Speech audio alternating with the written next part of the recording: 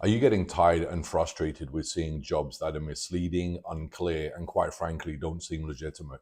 You're not alone in this. In this video, I'll be covering some of the main things to watch out for to determine whether or not a job is one that you should be focusing your time and efforts on.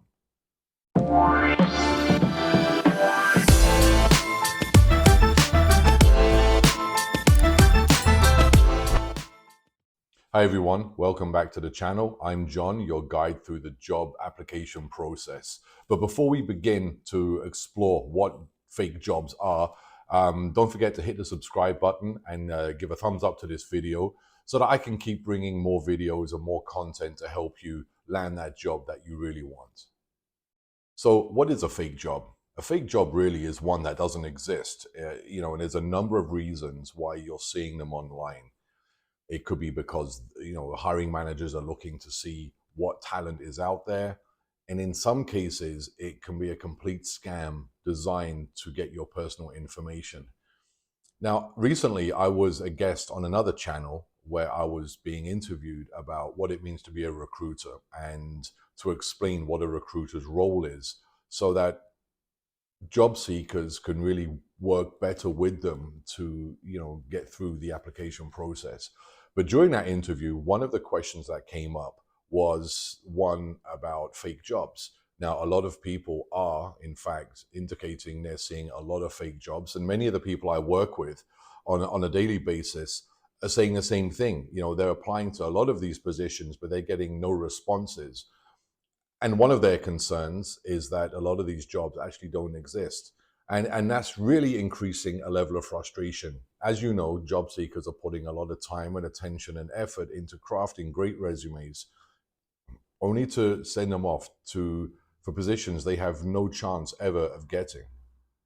And coincidentally, in preparing this video and doing some research, I received a text from a recruiter in California who said she's seen my resume on a number of job boards and she thinks I'm a good fit for the role. She didn't say what the role was, but it was one where I could work only 50 minutes a day and earn a minimum of $1,000 a week. Obviously, too good to be true.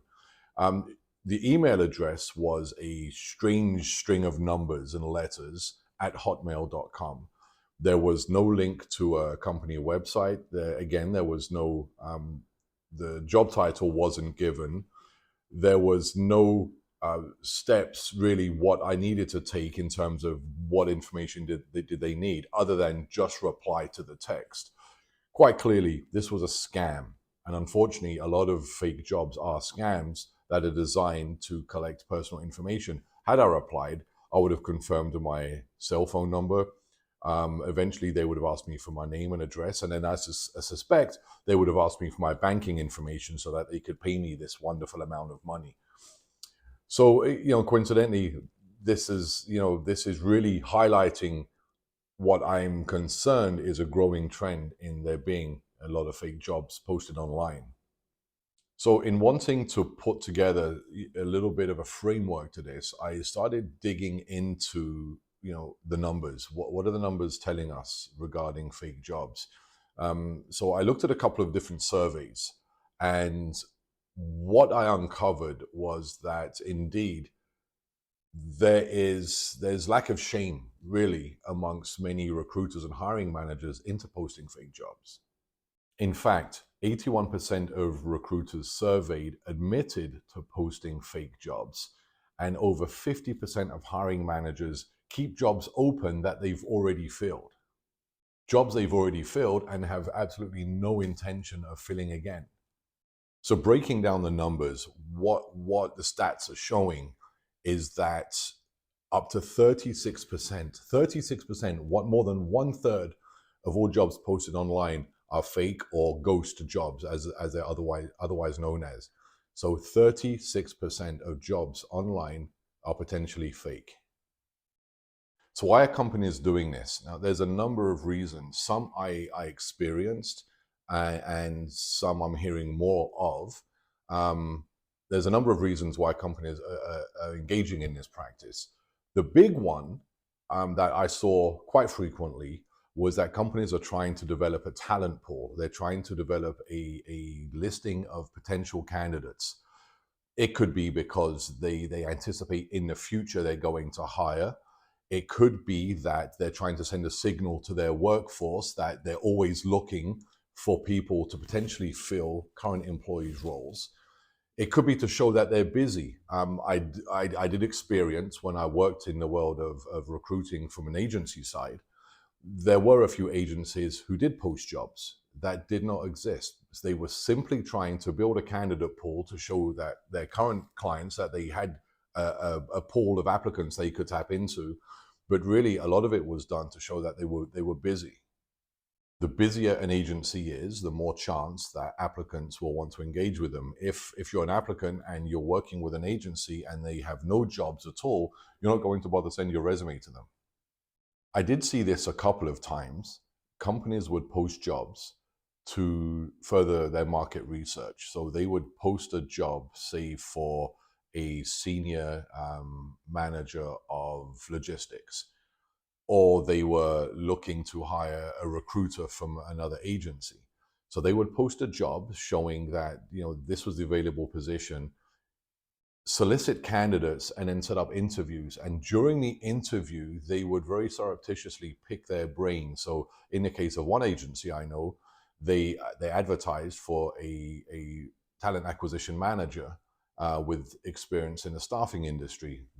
They set up a number of interviews, the candidates came in, and a lot of the interview revolved around the current practices where they worked, pay scales, compensation levels, who their client base was. An absolutely, absolutely dismal practice. And not only is it unprofessional, it's incredibly, incredibly unfair on the applicant.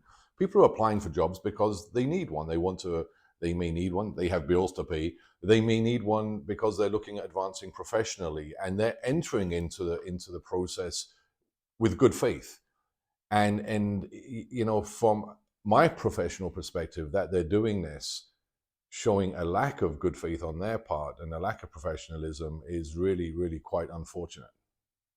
A growing practice, or a growing reason, another reason behind why fake jobs are posted, is because the manager, the HR manager, is trying to develop the skills of their team. So they get them to post jobs, work with ATS systems, work with hiring boards, do background screening, phone screening, BDI interviewing. They're using this as a practice run in essence.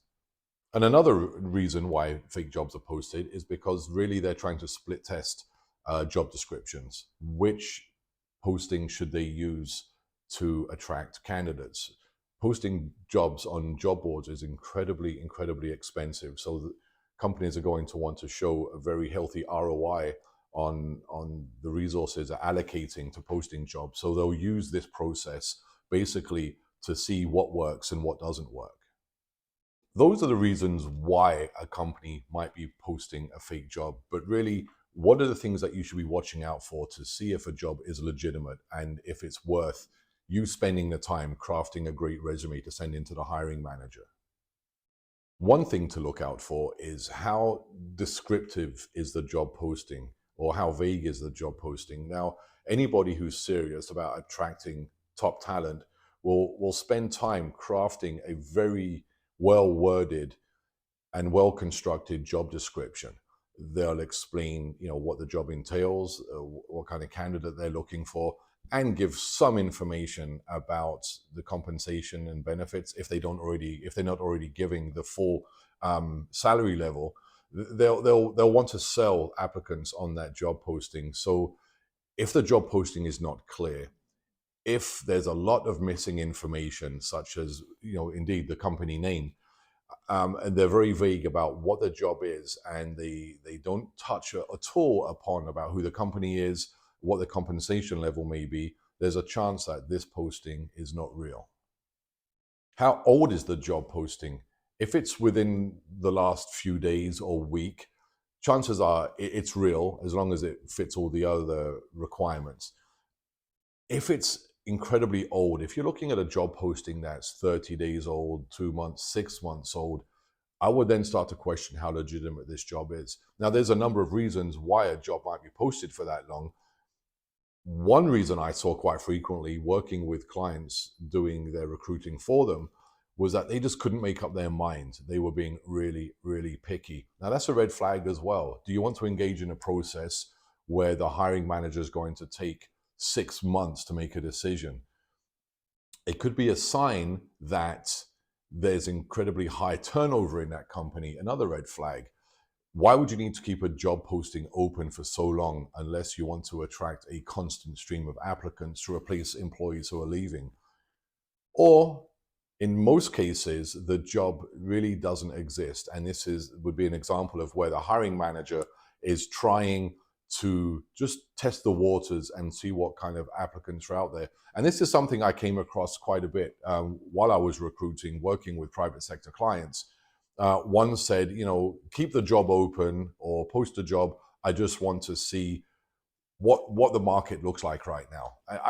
As much as I could, I dissuaded them from doing that. It's not a great practice. One, it would have taken up a lot of my time responding to these applicants, but it's just, again, it's poor practice. It would make me look bad and most definitely make the company that I was hiring for look bad. Something to watch out for, and somewhat like the text I received, be careful about applying for jobs that are asking you for a lot of personal information. At that stage, the only thing a company should be concerned about is your resume or your CV. Absolutely nothing else. They don't need to know any personal demographic information. They shouldn't even be asking at that point, for you to apply and, what is your current salary level. They should be asking for the very minimal information, keeping everything focused on the job to make sure that you have the capabilities, skills, and abilities to do the job. So they should only be asking for you for what is generally included in a conventional CV/resume. Look for poorly written job postings. Are there a lot of spelling mistakes, grammatical mistakes? Again, if a company is spending a lot of money posting on a job board, they want to make sure that their posting is very, very well articulated, that it's well constructed. Watch out for anything that appears to be thrown together very quickly. If you're unable from the description of the job posting to find out who the company is, ideally there should be a link. Their logo should be well displayed on the job posting itself. If you have trouble finding out anything about the company from the job posting, there's a good chance that this, again, is fake. Now, I do know, though, from working in the staffing world, that a lot of agencies will refer to their clients. They won't tell you who the client is. And there's a few reasons for this. The hiring company has decided to completely outsource the talent acquisition process, and they don't want to have to deal with a flood of incoming resumes. So they would rather somebody else does that. And so the recruiter then will say our client as opposed to giving the name, just so that candidates aren't reaching out directly to the company. Now, from the staffing agency's perspective, another reason they would do this, even if the company is fine with giving the name, is that they don't want essentially to lose out on the placement fee. So they don't want the applicants reaching out to the companies directly. So they'll refer to them as our client. They'll pretty much use the same job description and job posting that the company would use, but they'll kind of hide who they're hiring for. So just to recap, watch out for very poorly constructed job postings. Watch out for job postings that don't give the company name, job advertisements that don't disclose who the company is, and those that are offering very unrealistic salary expectations. So the one I received by text message offering me $1,000 a week for doing less than an hour's work a day. Watch out for anything that seems too good to be true. And if it does seem too good to be true, most likely it is. So now that I've kind of gone over the state of where things are in terms of the number of job postings out there, and some of the signs to watch out for. Hopefully you can go into this process just being a little bit more informed, really, so that you're, again, focusing your time and your efforts on positions that are real, that you have a good chance of getting a callback for. If anything seems sketchy in any way, there's something that's just, you're not feeling quite right about this job, then chances are something's not right about that job, and don't apply. So if you got some value from this, and if any of these tips can help you, I would really appreciate you hitting the thumbs up button and subscribing to the channel. And if you've encountered any fake jobs or anything that gave you, cause for concern, leave me a comment below. I'd love to hear your experience. All right, guys, thanks for watching. And until the next video, best of luck with your applications. And until then, take care.